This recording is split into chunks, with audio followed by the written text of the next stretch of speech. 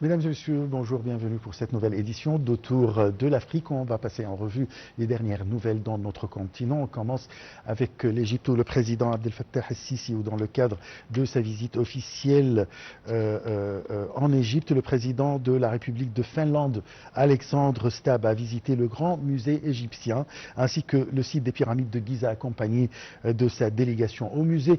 Il a effectué une visite guidée des différentes salles, notamment celle dédiée à Toutankhamon, et il a exprimé son admiration pour la richesse des collections, de la quantité de la scénographie. La visite s'est ensuite poursuivie aux pyramides où le président finlandais s'est dit impressionné par la grandeur de la grande pyramide qu'il a qualifiée de véritable prouesse architecturale et d'exploit d'ingénierie.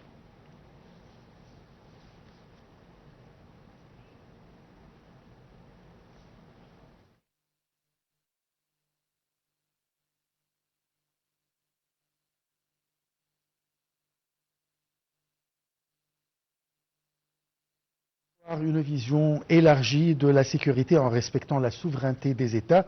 C'était l'objectif de la 10e édition du Forum international de Dakar sur la paix et la sécurité en Afrique, tenu cette semaine dans la capitale sénégalaise. Dans le cadre de cet événement, notre correspondante a réalisé une interview exclusive avec le général Babacar Gaye, ancien chef d'état-major général des armées du Sénégal, ancien commandant de la force de la MONUSCO.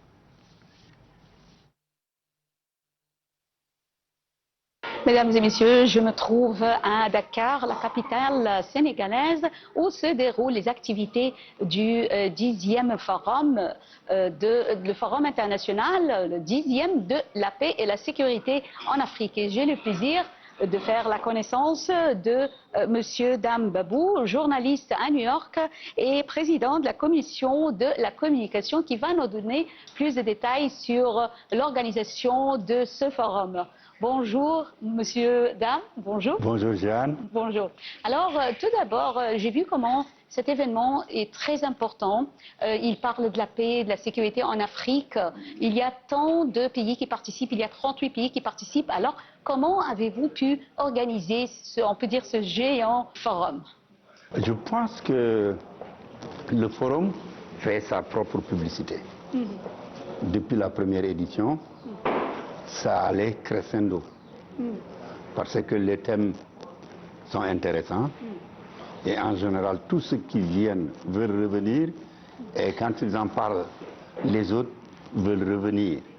Donc, ce n'est pas surprenant, avec une qualité de participants et d'organisation, qu'on soit à ce niveau-là aujourd'hui.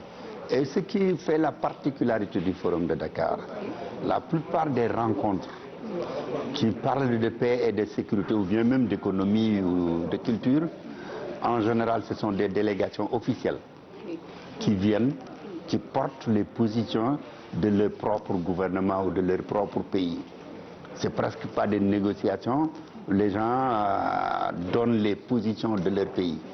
Les personnes qui font l'action. Voilà. Ici, le Forum de Dakar, ce sont des experts, des décideurs, des chercheurs et de la société civile qui viennent et qui ont la liberté de dire ce qu'ils pensent en réalité. Si on sort tous les travaux, on fait les actes du forum, ce ne sont pas des résolutions obligatoires pour les gouvernements ou pour les organisations internationales, mais c'est plutôt une réflexion profonde des sachants, des experts et autres qu'ils mettent à la disposition des décideurs. Ils en prennent ce qu'ils veulent en prendre. C'est ça, cette liberté de ton-là, je pense que c'est l'un des éléments majeurs de ce forum. Quelle est la différence, on peut dire, entre la 10e édition du forum et la première, par exemple, ou la deuxième? Bon, ce n'est pas pour rien que cette année, les organisateurs disent que c'est l'édition de la maturité. Après 10 ans, quand même, un enfant se tient debout, il peut courir, et peut marcher, et la tête haute. Donc, ce forum-là, je ne dis pas qu'on a rectifié, mais plutôt on a développé toutes les qualités des éditions passées. C'est ça qui explique cette forte participation et surtout la qualité des débats Auparavant, à part l'édition, à part l'ouverture, les plénières et autres ne mobilisaient pas autant. Si vous allez aujourd'hui dans l'auditorium maintenant, c'est presque plein comme c'était à l'ouverture avec les chefs d'État. Je pense que ça, c'est quelque chose qui continue. Un succès et des réussites. Bien sûr. Une chose qui était très importante quand j'assistais ce matin à la cérémonie d'ouverture de ce forum, c'était la parole du monsieur le président sénégalais quand il a dit que l'Afrique doit être forte. Je crois que l'une des idées centrales de cette édition, c'est pour dire à l'Afrique que vous pouvez. Oui. Vous avez les moyens. Vraiment. Mais vous ne réaliserez pas dispersé. Ce n'est que dans l'unité que nous pouvons faire. Les questions les questions de sécurité, c'est comme la sécheresse. Elles ne connaissent pas la frontière. Elles ne connaissent pas la frontière. Alors, c'était une interview accordée à notre envoyé spécial à Dakar, Jehan Nabil. Et maintenant, toujours avec Jehan Nabil, et une interview avec Ndiaga Samb de la coalition Femmes Africa Solidarité. Alors, j'ai le plaisir de rencontrer monsieur Ndiaga Samb de la coalition Femmes Africa Solidarité. Bonjour monsieur Samb, bonjour. Oui, bonjour, ça va, Tout d'abord, puisque votre coalition, elle s'intéresse à la femme, alors quel est le rôle que joue cette coalition pour défendre les droits de la femme, notamment je parle en Afrique? Ok, en Afrique, c'est une organisation internationale qu'on appelle Femmes Africa Solidarité.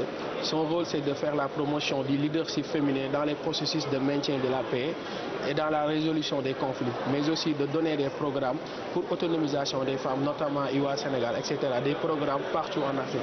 C'est une organisation qui s'intéresse à l'autonomisation de la femme, mais aussi à l'égalité des sexes. C'est de créer une Afrique où l'égalité des sexes sont tellement promues par les États membres. Raison pour laquelle, lors des sommets des Unions africaines, on fait des réunions de plaidoyer, comme quoi que le genre est mon agenda de campagne. C'est une plateforme ou bien un programme créé pour mettre en lumière les différences, les diversités de genre dans la conception entre les jeunes, les femmes et les hommes, etc. En tout cas, c'est le rôle principal de cette organisation. Un autre sujet, alors on a vu comment lors du forum on a abordé la transition politique, la souveraineté institutionnelle bien sûr et la légitimité des États. Veuillez nous jeter la lumière sur ce point essentiel du forum. Ok, lors du forum, cette question a été abordée sur la paix et la sécurité. Mais comme vous savez, la souveraineté institutionnelle a beaucoup de défis. Et ces défis-là, c'est important de les mettre en lumière. Il faudrait que les États africains prennent la responsabilité de se dire que l'erreur ne vient pas forcément de l'Occident. Il y a une partie ou bien un part qui intéresse les Africains, une partie auquel les Africains doivent prendre en main leur destin. Et la souveraineté commence par là. Pour avoir une souveraineté institutionnelle, il faudrait que les États se mettent autour d'une table, comme ces gens de forums-là, essayer de se dire la vérité, de dire les choses en face sans tabou, et éviter de mettre l'Occident face aux défis. Parce que ça ne vient pas de l'Occident, ça vient de nous. C'est notre culture à nous d'avoir cette liberté. Il ne faudrait pas qu'on essaye de se victimiser. C'est vrai que la colonisation, elle a existé, les crises diplomatiques, les crises politiques, elles ont existé. Mais actuellement, nous voulons une Afrique égalitaire. Et cette Afrique-là, pour que cette Afrique soit souveraine, il faudrait que les Africains eux-mêmes prennent cette responsabilité, engager des dialogues, engager des réflexions, essayer de s'asseoir lors des conférences ou bien lors des forums comme ça à travers l'Afrique pour les pays de l'AES, pour les pays de la CEDEAO, de se dire la vérité, d'essayer d'engager des réflexions pour que l'Afrique puisse avoir sa souveraineté institutionnelle, quoi. On a vu comment le président sénégalais a remercié les coalitions qui aident au développement de l'Afrique. Alors, comment voyez-vous le rôle des coalitions dans le développement de l'Afrique? C'est important. Pour moi, les coalitions, les organisations internationales qui sont là pour appuyer les pays africains dans la conception de la paix et de la sécurité, c'est très important. Comme vous voyez, ils jouent un rôle central. dans la cohésion sociale. Dans la mesure où certaines organisations peuvent aller faire des dialogues, des médiations au niveau des pays en guerre pour essayer d'apaiser un climat social, permettre à ces pays-là, à ces populations de faire recours à la paix, de les conscientiser, de les sensibiliser. Je pense que le président l'a bien abordé cette question, comme quoi que les organisations internationales, les organisations, les coalitions jouent un rôle central dans la conception de la paix en Afrique. Je tiens à vous remercier infiniment. C'était Monsieur Ndiaga Samb de la coalition Femmes Africa Solidarité. Merci beaucoup. Bonjour. Merci Jehan Nabil, notre envoyé spécial à Dakar, de nous avoir fait ces interviews. Au cours des dernières années, plusieurs crises internationales ont entraîné une augmentation significative de prix de l'énergie et des matières premières à l'échelle mondiale. Cette situation a eu des répercussions importantes sur les économies africaines. Reportage. De nombreux pays africains sont importateurs nets de produits énergétiques, en particulier de pétrole et de gaz. La hausse des prix internationaux entraîne une augmentation des dépenses publiques consacrées aux subventions énergétiques afin de protéger les populations. Cela pèse lourdement sur les budgets nationaux et accentue les déficits publics. L'augmentation des prix de l'énergie se répercute directement sur le coût du transport et de la production. Par conséquent, les prix des biens de consommation augmentent, entraînant une inflation généralisée. Cette situation réduit le pouvoir d'achat des ménages, en particulier des populations les plus vulnérables. La hausse des prix des matières premières, notamment des céréales et des engrais, affecte fortement le secteur agricole. Dans plusieurs pays africains, cela se traduit par une augmentation du coût des denrées alimentaires et un risque accru d'insécurité alimentaire. Les importations deviennent plus coûteuses, aggravant la dépendance extérieure. Cependant, certains pays africains riches en ressources naturelles, comme le pétrole ou les minerais, peuvent bénéficier de cette hausse des prix. Les recettes d'exportation augmentent, ce qui peut améliorer les balances commerciales et stimuler la croissance économique. Toutefois, ces gains restent souvent inégalement répartis. Cette crise met en évidence la nécessité pour les économies africaines de diversifier leurs sources d'énergie et leur structure économique. Investir dans les énergies renouvelables et renforcer la production locale sont des solutions essentielles pour réduire la dépendance aux marchés internationaux. La hausse des prix mondiaux de l'énergie et des matières premières constitue un défi majeur pour les économies africaines. Si certains pays peuvent en tirer profit, la majorité subit des effets négatifs, notamment en termes d'inflation, de pression budgétaire et d'insécurité alimentaire. Pour faire face à ces défis, il est crucial de renforcer la résilience économique et de promouvoir des politiques de développement durable. Le groupe de la Banque africaine de développement a conclu à Abidjan un dialogue consultatif d'ampleur sur la création d'une nouvelle architecture financière africaine pour le développement. L'objectif affiché, réduire le déficit de financement structurel du continent évalué à 400 milliards de dollars par an. À l'issue des travaux du dialogue consultatif d'ampleur sur la création d'une nouvelle architecture financière africaine pour le développement, les participants ont adopté un consensus d'Abidjan en 11 points, feuille de route destinée à lever les obstacles à la mobilisation des ressources. Ce consensus fixe des engagements concrets pour orienter les masses d'épargne africaines, estimées à 4 000 milliards de dollars à moyen et long terme, vers des investissements productifs. 9 groupes de travail ont planché sur des instruments et mécanismes opérationnels. Les signataires prévoient un suivi régulier avec une coordination continue et des évaluations annuelles afin d'éviter que ces déclarations d'intention ne restent lettres mortes. La BAD veut ainsi répondre à un constat brutal.